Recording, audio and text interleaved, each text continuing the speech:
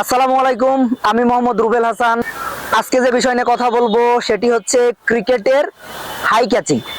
তো high catching করতে গেলে একটা প্লেয়ারকে অবশ্যই কিছু বিষয় ফলো করতে হবে। তো প্রথমে যে বিষয়টা ফলো করতে হবে সেটা হলো আমরা কোন বলগুলো হাই ক্যাচ ধরবো।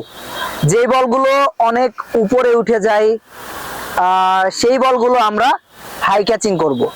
তো হাই ক্যাচিং করতে গেলে প্রথমে আমার ব্যালেন্স অবস্থায় থাকতে হবে, খুব দ্রুত সময়ে বলের নিচে পৌঁছাতে হবে।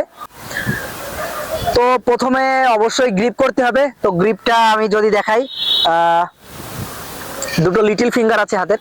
লিটল ফিঙ্গার একটা ফিঙ্গার আরেকটা ফিঙ্গারের উপরে আসবে এভাবে, এবং গ্রিপটা উপর থেকে ধরতে হবে।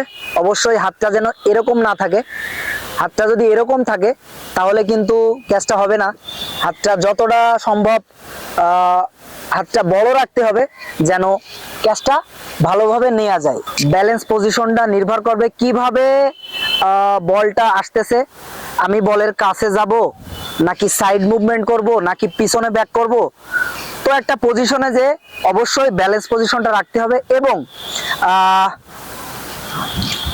দুই পায়ের উপর ভর রাখতে হবে। যদি আমি বলের কাছে খুব দ্রুত পৌঁছায় যাই, তখন খুব দ্রুত সময়ে আমার ফ্লাইটটা বুঝতে হবে।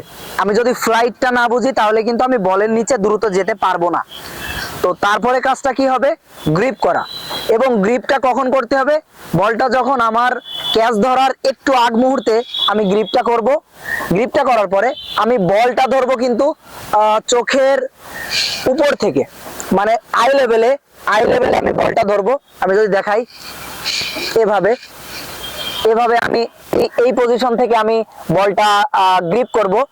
গ্রিপ করার পরে আমি ফলো থ্রু দেবো। ক্যাচটা ধরার পরে আমি ফলো থ্রু দেব, এবং ফলো থ্রুর সময় আমার থুতনি লেভেলে হাতটা আসবে, যেন বলটা উপর থেকে পড়লে যে একটা বলের একটা ফোর্স থাকে, এই ফোর্সটাকে আমি কন্ট্রোল করতে হলে কিন্তু আমার অবশ্যই ক্যাচটা ধরার পরে একটু নিচের দিকে হাতটা আনতে হবে। আর সব থেকে গুরুত্বপূর্ণ যে বিষয়টা, অবশ্যই বলে ফোকাস রাখতে হবে।